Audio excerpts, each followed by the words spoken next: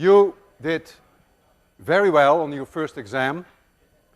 I was hoping for an average of about 75, but class average was 89. So that leaves us with two possibilities. Either you are very smart, this is an exceptional class, or the exam was too easy. Now this exam was taken by 3 instructors way before you took it. None of them thought it was too easy. So I'd like to think that you are really an exceptional class, and I'd like to congratulate you that you did so well. Here is a histogram of the scores. If we had to decide on this test alone, forgetting your quizzes, forgetting your homework, on this test alone, the dividing line between pass and fail would be 65. That means that 5% of the class would fail, which is unusually low. Normally that is around 15%. Now time will tell whether you are indeed exceptionally smart or whether the exam was too easy. The good news also is, 2 pieces of good news, that we promise that the books will arrive at the COOP today. Today we're going to talk about springs, about pendulums, and about simple harmonic oscillators, one of the key topics in 801. If I have a spring, and this is the relaxed length of the string, spring.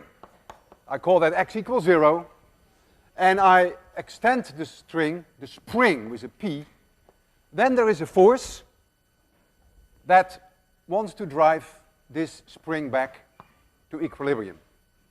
And it is an experimental fact that many springs, we call them ideal springs, for many springs this force is proportional to the displacement x.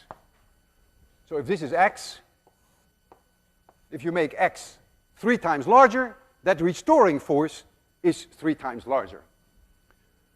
This is a one-dimensional problem, so to avoid the vector notation, we can simply say that the force, therefore, is minus a certain constant, which we call the spring constant. This is called the spring constant, and the spring constant has units newtons per meter. So the minus sign takes care of the direction. When x is positive, then the force is in the negative direction. When f is negative, the force is in the positive direction. It is a restoring force.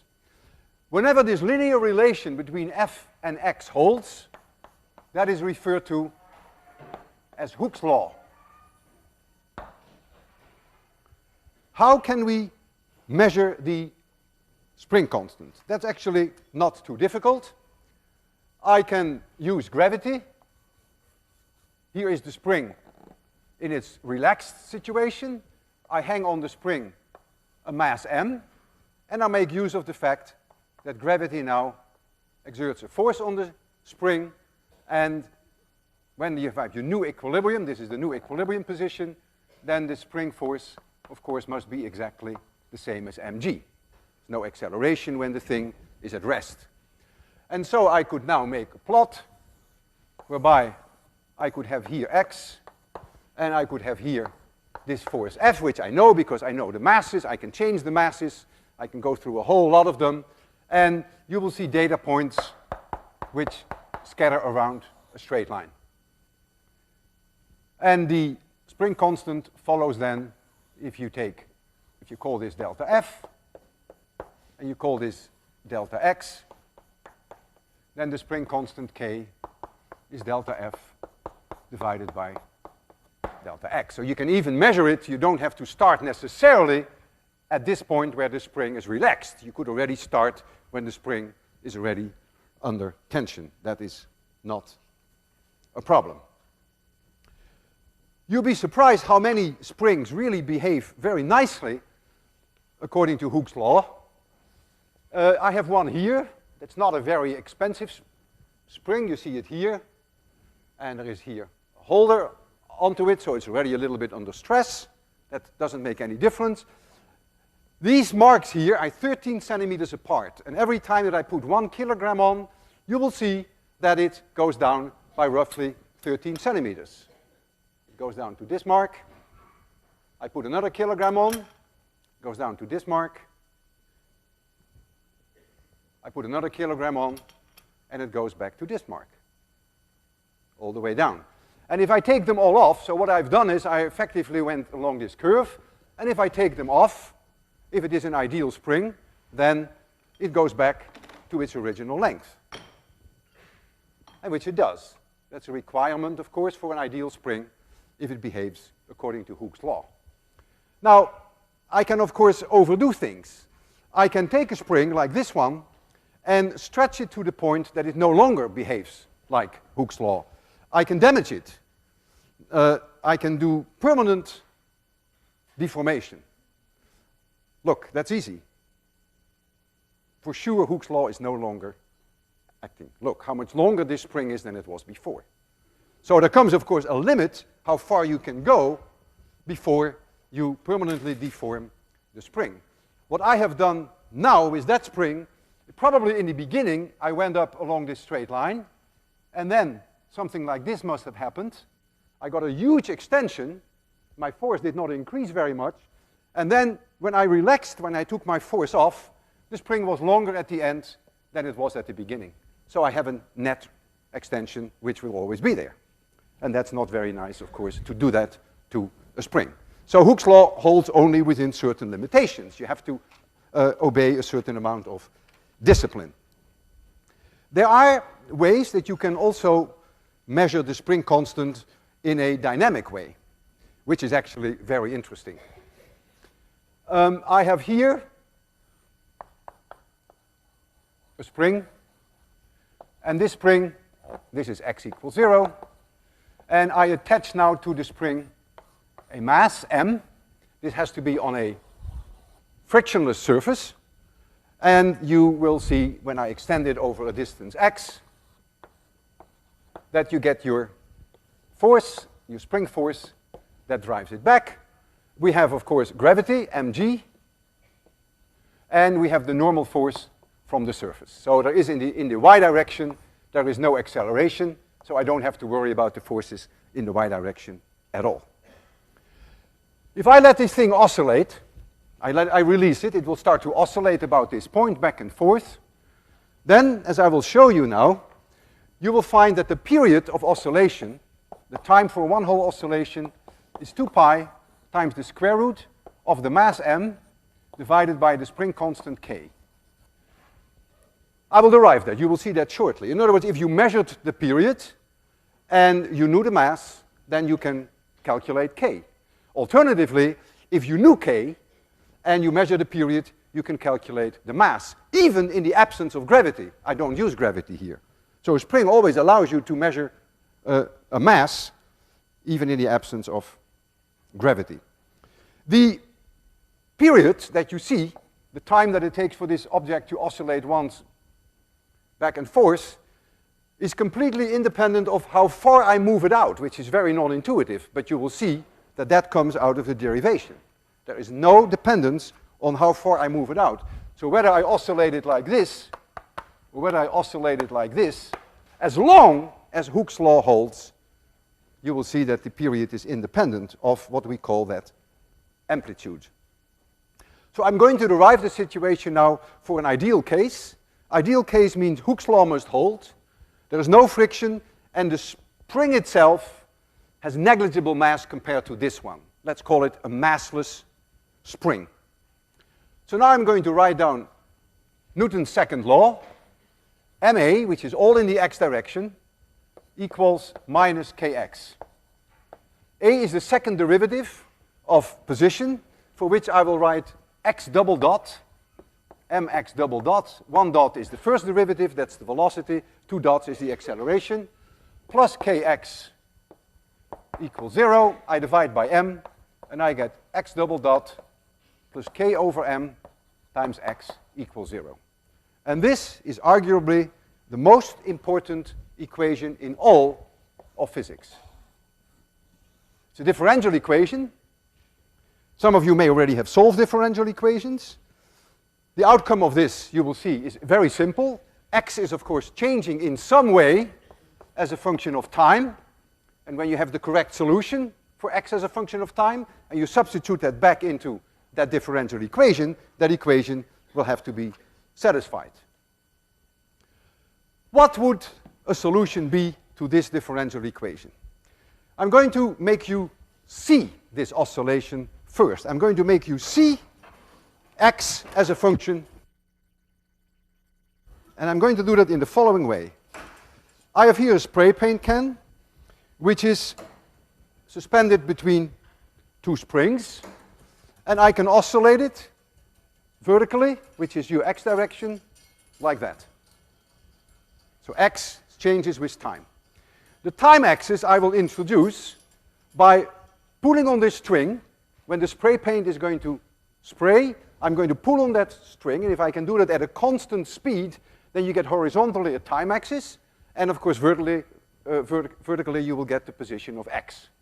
So I want you to just see qualitatively what kind of a weird curve x as a function of time is, which then will have to satisfy that differential equation. All right, it's always a messy experiment because the paint is dripping, but I will try to get this spray paint going. There we go. Okay, now I'll pull. All right, could you give me a hand? Yeah, could you please? I will cut it here, and then you be very careful because it is messy. Or let it take it out this way. Yeah. Okay, just walk back. Just walk. Yeah, great. Yeah, hold up the top so that you can see it. Fine. Okay. What does it remind you of? Sinusoids. It reminds me of a cosinusoid, by the way. Sinusoid or cosine, same thing. All right, well, let's try to substitute in that equation a sinusoid or a cosine solution. Whichever one you prefer, makes no difference.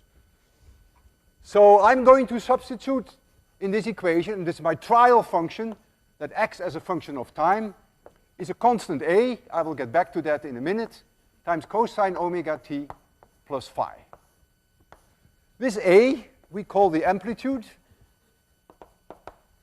Notice the cosine function, is the highest value is +1 and the lowest value is -1. So the amplitude indicates that is the farthest displacement from 0. On this side would be +a, and on this side would be -a. So that's in meters.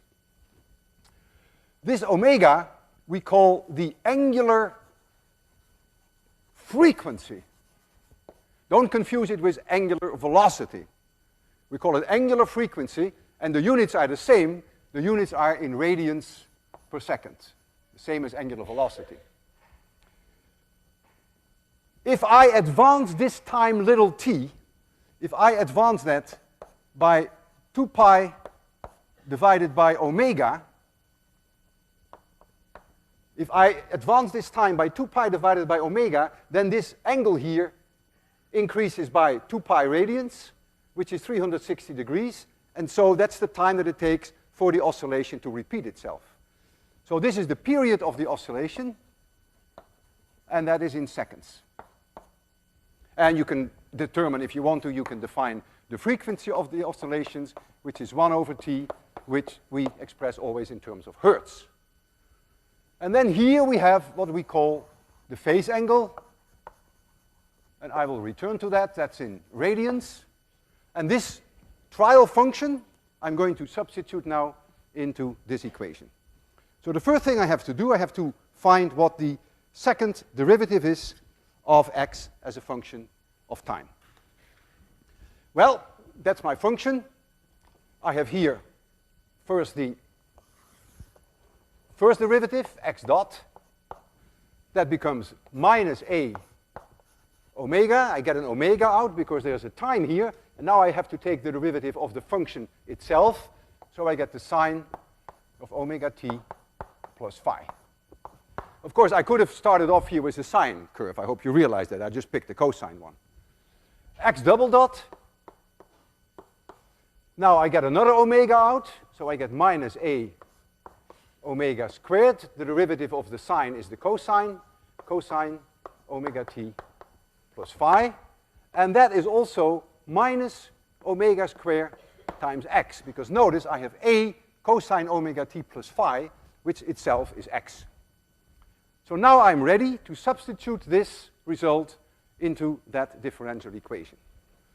This must always hold for any value of x, for any moment in time, and therefore the only way that this can work is if omega squared is k over m. So omega squared must be k over m. And therefore, we now have the solution to this problem. So we have omega equals the square root of k over m, and the period is 2 pi times the square root of m over k. And what is striking, really remarkable, that this is independent of the amplitude, and it's also independent of this angle phi, this phase angle. What is this business of this phase angle? It's a peculiar thing that we have there. Well, you can think about the physics, actually. When I start this oscillation, I have a choice of two things. I can start it off at a certain position, which I can choose. I can give it a certain displacement from 0 and simply let it go. But I can also, when I let it go, give it a certain velocity. That's my choice. So I have two choices: where I let it go and what velocity I give it. And that is reflected in my solution, namely that ultimately in the solution I get the result of A and the result of phi, which doesn't determine the period, but it results from what we call my initial conditions. And I want to do an example whereby you see how A and phi immediately follow from the initial conditions. So in this example, I release the object at x equals 0, at t equals 0. So I release it at the equilibrium. At that moment in time, I give it a velocity which is minus 3 meters per second. My units are always in MKS units. The spring constant K equals 10 newtons per meters, and the mass of the object is 0.1 kilogram. And now I can ask you, what now is x as a function of time, including the amplitude A, including the phase angle phi? Well, let's first calculate omega. That is the square root of k over m. That would be 10 radians per second. The period t, which is 2 pi divided by omega, would be roughly 6.28 seconds. And the frequency f would be about 0.16 hertz. So just to get some numbers. 1.6 hertz, sorry. This is not my day. This is 0.628, and this is 1.6 hertz. 2 pi divided by omega, you can see this is 10. 6 divided by 10 is about 0.6. All right, so now I know that at t equals 0, x equals 0. So I see my solution right there, right here. I put in t equals 0, and I know that x is 0. So I get 0 equals a times the cosine of phi. Well, a is not 0. If I release that thing at equilibrium and I give it a velocity of 3 meters per second, it's going to oscillate. So a is not 0. So the only solution is that cosine phi is 0, and so that leaves me with phi is pi over 2, or pi is 3 pi. Phi is 3 pi over 2. That's the only two possibilities. Now I go to my next initial condition, that the velocity is minus 3. Now here you see the equation for the velocity. This is minus 3 at t equals 0. So minus 3 equals minus a, and a is, we don't know yet, minus a. And there we have omega squared, which is 10. T is 0, I get the sine of phi. If I pick pi over 2, then the sine of phi is 1. And so you find immediately that a equals plus 0.3. And so the solution now, which includes now phi and a, is that x equals plus 0.3 times the cosine of omega, which is 10t plus pi over 2. So you see that the initial conditions, what the conditions are at t equals 0, they determine my A, and they determine my phase angle. If you had chosen this as the phase angle, 3 pi over 2, that would have been fine. You would have found a minus sign here, and that's exactly the same. So you would have found nothing different. I want to demonstrate to you that the period of oscillations, non-intuitive as that may be, is independent of the amplitude that I give the object. And I want to do that here with this air track. I have an object here. This object has a mass 186 plus or minus 1 gram. Call it M1. I'm going to oscillate it, and we're going to measure the period. But instead of measuring 1 period, I'm going to measure 10 periods, because that gives me a smaller uncertainty, a smaller relative error in my measurements. So I'm going to do it as an amplitude, which is 15 centimeters. Let's make it 20 centimeters. So I get 10t, I get a certain number, and I get an error, which is my reaction error, which is about 1/10 of a second. That's about the reaction error that we all have, roughly. Then I will do it at 40 centimeters. We get a 10t, and we get, again, plus or minus 0.1 seconds. And we'll see how much they differ. They should be the same if this is an ideal spring within the uncertainty of my measurements. You see the timing there. I'm going to give it a 20 centimeter offset, which is here. And then I will start it when it comes back here. So I will allow it one oscillation first. That's easier for me to see it stand still when I start it. There we go. 1, 2, 3, 4, 5, 6, 7, 8, 9, 10. What do we see? 15.16. 15.16 seconds. By the way, you can derive the spring constant from this now, because you know the mass and you know the time. Now I'm going to give it a displacement, an amplitude, which is twice as high. So I make it 40 centimeters. So this is 10. 40 centimeters, a huge displacement.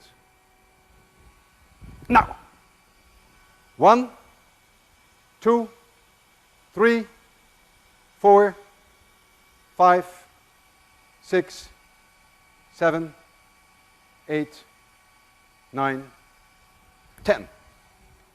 15.13.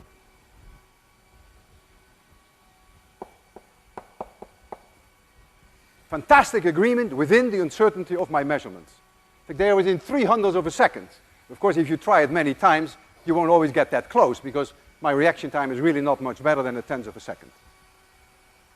Now, I will show you something else, which is quite interesting, and that is how the behavior of the period is on the mass of the object.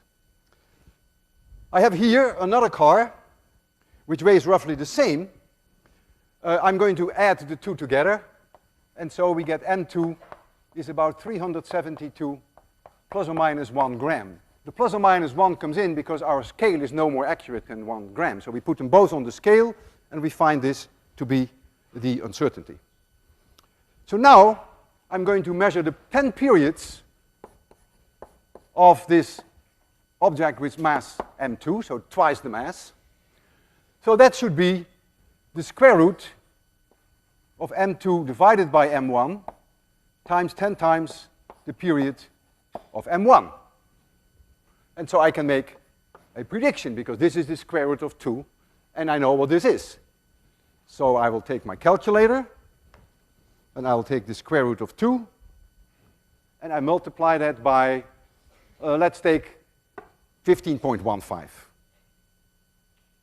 And so that comes out to be 21.42. 21.42. It's not clear that this 2 is meaningful. And now comes the $64 question. What is the uncertainty? This is a prediction. And this now becomes a little tricky. So what I'm telling you now may confuse you a bit. It's not meant to be, but I really won't hold you responsible for it. You may now think that the uncertainty in this measurement follows from the uncertainty in this, which is true, which is about 0.6%, and from the uncertainty in this. So this has about an uncertainty of 0.6%. I got it low because I measured 10 oscillations, you see. The uncertainty is only 1 out of 150, which is low. You may think that the uncertainty in there equals the square root of 372 plus or minus 1 divided by 186 plus or minus 1. And now you may argue, and it's completely reasonable that you would argue that way, you would say, well, this is roughly 0.25% error here under the square root, and this is roughly 0.5% error. 1 out of 200 is about half. So you would add up the two errors, 1/4 plus half, that's about 0.7, and because of the square root, that becomes 0.35%, and that's wrong. And the reason why that is completely wrong, that has to do with the fact that these two errors are coupled to each other. See, the 186 is included in the 372. The best way I can show you this, suppose I measured M1 divided by M1, which would be 186 plus or minus 1 divided by 186 plus or minus 1. That number is 1 with 100 zeros. This number is 1. You have the mass of one object, you divide it by the same object. Whereas if you would say, this is a 0.5% error, and this is a 0.5% error, you would say the ratio has an error of 1%, and that's not the case. So I will not bother you with that. I will not hold you responsible for that. But it turns out that if you do it correctly, and you take the error of this into account of about 0.6%, that the error in this ratio is really much less than 0.2%. You can almost forget about it. I will allow generously for a 1% error in the final answer. And so I stick to my prediction that the 10T of double the mass is going to be like this. And now we're going to get the observation. 10T times M2, which is double the mass. And that, of course, always has my uncertainty of my reaction time. There's nothing I can do about that. And we will compare these two numbers. So I will put the other mass on top of it. Comes here. Tape them together so that they won't fall off. There we go. So, I hope I did that correctly. The square root of 2 times 15.15. We'll give it a amplitude something like 30, maybe 35 centimeters. There we go. 1, 2, it's much slower, you see that. 3, 4, 5, 6, 7, 8, 9, I'm not looking, 10, 21.36. 21.36, you can round it off to 4 if you want to, and you see that the agreement is spectacular. Within the uncertainty of my measurements, comes out amazingly well. You could have removed this 2, of course, because if you have an uncertainty of 0.2 here, it's a little silly to have this little 2 hanging there. But you see that indeed this spring is very close to an ideal spring. It obeys Hooke's law, and it is also nearly massless. Here is the pendulum. Here's the mass, and it's offset at an angle theta. The length of the pendulum is L, the length of the string. There is gravity here, mg, and the other force on the object, the only other force is the tension T. Don't confuse that with period T, this is tension T, it's in newtons. Those are the only two forces, there is nothing else. The thing is going to arc around, like this, and it's going to oscillate. I call this the y direction, and I call this the x direction, and here x equals 0. Well, I'm going to decompose the tension into the y and into the x direction, as we have done before. So this is going to be the y component, this is the x component. So this y component equals t cosine theta, and the x component equals t sine theta. And now I'm going to write down the differential equations of motion, first in the x direction. Second, Newton's second law. Ma equals, this is the only force in the x direction. It's a restoring force, just like with the spring. I therefore have to give it a minus sign. So equals minus t times the sine of theta. T itself could easily be a function of theta. So I have to allow for that. The sine of theta equals x, if it's here at position x, divided by L. And so I can write for this minus t, which may be a function of theta, times x divided by L. That is my differential equation in the x direction, and I prefer always for this a to write down x double dot. Now the y direction. In the y direction I have m y double dot equals, this is my plus direction, so I have t cosine theta minus mg. This is equation 1, and this is equation 2. And so now we have to solve two coupled differential equations, which is a hopeless task. It looks like a zoo, and it is a zoo. And now we're going to make some approximations. And the approximations that we will make, which we will often see in physics when something oscillates, is what we call the small angle approximations. Small angle. We will not allow theta to become too large. I'll be quantitative. What I mean by too large. When theta, which is in radians, equals much, much less than 1, we call that a small angle. If that's the case, the cosine of theta is very close to 1. You will say, well, blah, blah, blah, how close to 1? Okay, 5 degrees. The cosine is 0.996. That's close to 1. 10 degrees. The cosine is 0.985. That's only 1.5% different from 1. So even at 10 degrees, you're doing extremely well. So this is consequence number 1 of the small angle approximation. But there is a second consequence of the small angle approximation. Look at the excursion that this object made from equilibrium in x direction. That's this big. Look at the excursion it makes in the y direction. It's this small. It's way smaller than the excursion in the x direction, provided that your angle is small. I'll give you an example. At 5 degrees, this excursion is only 4% of this excursion.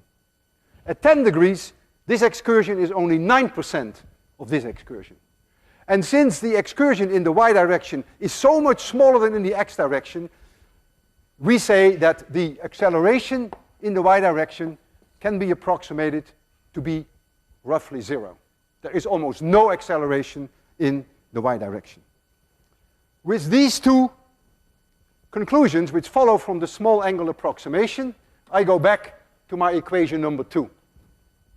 And I find that 0 equals t, which could be a function of theta. The cosine of theta is 1 minus mg. So I find that t equals mg. Notice it's no longer even a function of theta. So I simply have, in my small angle approximation, that I can make t the same as mg. It's approximately, but I still put an equal sign there. I substitute this back in my equation number 1. And so now I get that m times x double dot, and I'll bring this on the other side, plus t is now mg, mg times x divided by L equals 0, And now comes the wonderful result, x double dot plus g over L times x equals 0. And this is such a beautiful result that it almost makes me cry. This is a simple harmonic oscillation. This equation looks like a carbon copy of the one that we have there. Here we have k over m, and there we have g over L. That's all. Other than that, there is no difference. So you can write down immediately the solution to this differential equation. X will be some amplitude times the cosine of omega t plus phi, just as we had before, and omega will now be the square root of g over L, and so the period of the pendulum will be 2 pi times the square root of L over g. Just falls into our lap, because we did all the work. I want you to realize that these results for a pendulum have their restrictions. Small angles, and we discussed quantitatively how small you would like to allow, and also the mass has to be exclusively in here and not in the string. We call that a massless string. To give you some rough idea of what these periods will be, substitute for L 1 meter. And you take for G 9.8, you take the square root, and you multiply by 2 pi, and what you find is that the period is about 2 seconds. So a pendulum 1 meter long has a period of about 2 seconds. 1, 2, 3, 4, 5, 6. So to go from here to here is about 1 second. If I make it 4 times shorter, L 4 times shorter, the square root of 4 is 2, then the period is changing. 4 times shorter, the period must be 2 times shorter. We'll make roughly 25 centimeters. I'm not trying to be very quantitative here. Now the whole period must be about 1 second. 1, 2, 3, 4, 5, 6. So roughly 1 second. So you see that the period is extremely sensitive to the length of the string. I now want to compare with you the results that we have for the spring with the results that we have from the pendulum to give you some further insight. We have the string and we have the pendulum. And I'm only going to look at the period t, which here is 2 pi divided by the square root of m over k, and here is 2 pi times the square root of L over g. If I look here, there is a mass in here. If I look here, it's independent of the mass. Why is there a mass in here? That is very easy to see. If I take a spring and I extend the spring over a certain distance, then there is a certain force that I feel. That force is independent of the mass that I put at the end of the spring. The spring doesn't know what the mass is you're going to put on. All it knows is I am too long and I want to go back to equilibrium. That force is a fixed force. If I double the mass, that fixed force will give on double the mass half the acceleration. If the acceleration goes down, the period of oscillation goes up. It's very clear.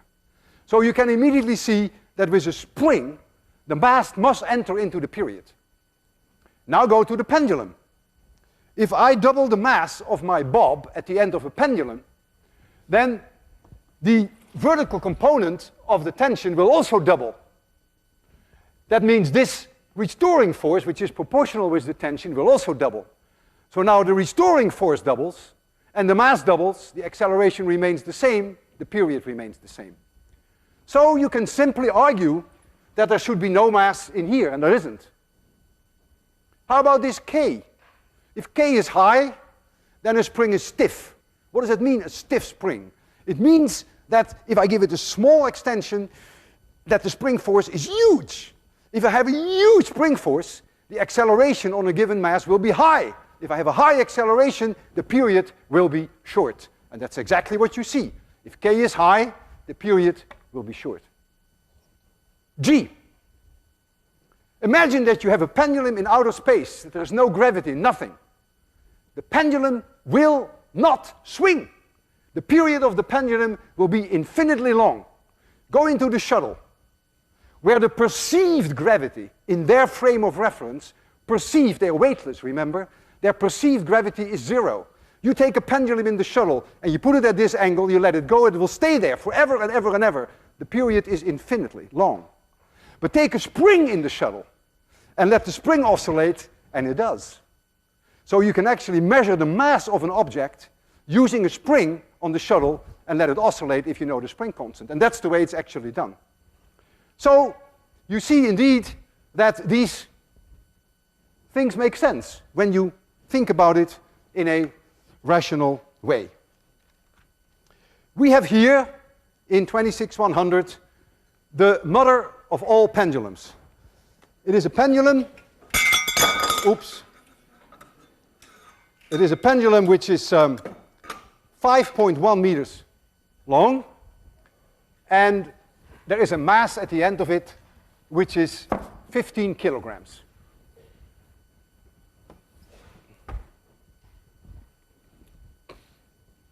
The length is 5.18 meters, and the uncertainty is about 5 centimeters. We can't measure it any better. And the mass at the end of it, which doesn't enter into the period, is about 15 kilograms. The period, which is 2 pi times the square root of L over G, if you substitute in your length of 5.1 meters, you will find 4.57 seconds. 4.57. Since you have a 1% error in L, you're going to have a 0.5% error in your period, so that is about 0.02 seconds. So this is my prediction.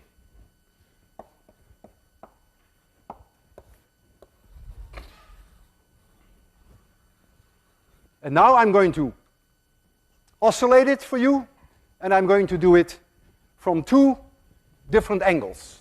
I'm going to do it at a 5-degree angle, and I'm going to do it at a 10-degree angle. In order to get my relative error down, I will oscillate 10 times. So I'm going to get, at an angle theta maximum of roughly 5 degrees, I get 10t equals something plus or minus my reaction time, which is 0.1 of a second.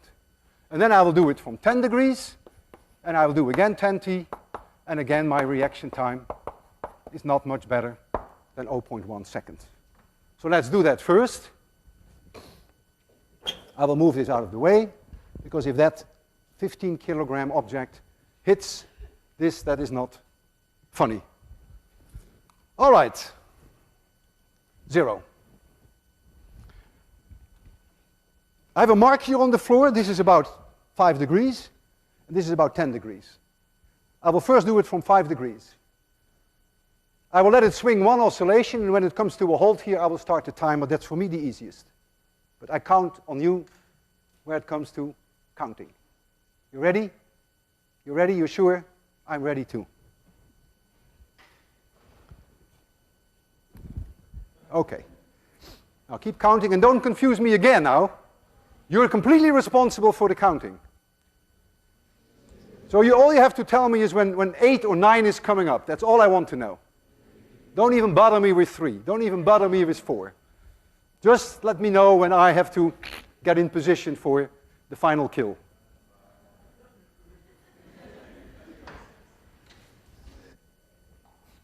Notice there's almost no damping on this pendulum. The amplitude remains almost the same. Whereas with the air track, you could actually see that there was already some kind of friction. It was, where are we now?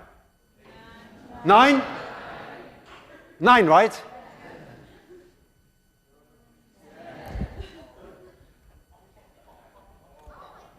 $45.70. 45.70, where's my chalk? 45.70. What was my prediction? Yeah. Yeah. Yeah, exactly. You get the picture. That is pure luck, because my accuracy is no better than a tenth of a second. Now we do from 10 degrees. And I want to show you now that the effect on the angle, if you go from 5 to 10, is small. So small that you cannot measure it within the accuracy of your measurement.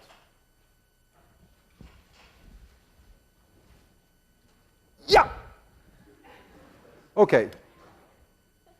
Again, relax and count.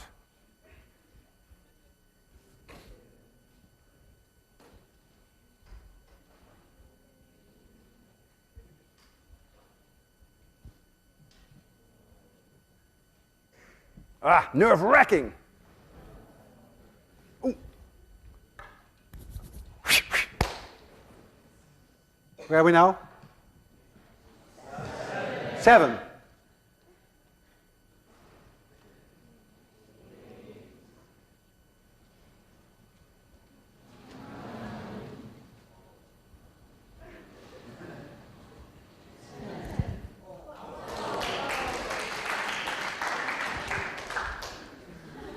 Did you expect anything else? 45.75. One of the most remarkable things I just mentioned to you is that the period of the oscillations is independent of the mass of the object. That would mean if I join the bob and I swing down with the bob, that you should get that same period. Or should you not? I'm asking you a question before we do this awful experiment. Would the period come out to be the same or not? Some of you think it's the same. Have you thought about it? That I'm a little bit taller than this object, and that therefore maybe effectively the length of the string has become a little less if I sit up like this, and if the length of the string is a little less, the period would be a little shorter. Yeah? Be prepared for that.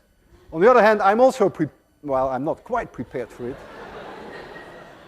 I will try to hold my body as horizontal as I possibly can in order to be at the same level as the bob. I will start when I come to a halt here. There we go. Now, you count.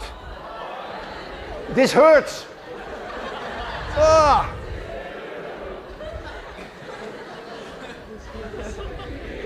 I want to hear you loud. Oh. Ah, thank you. Oh.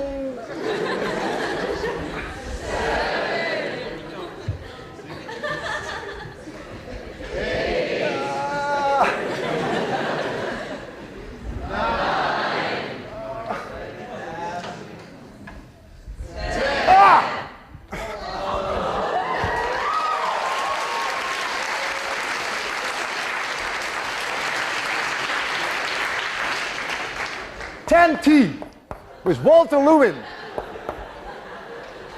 45.6 plus or minus 0.1 seconds. Physics works, I'm telling you. I'll see you Monday. Have a good weekend.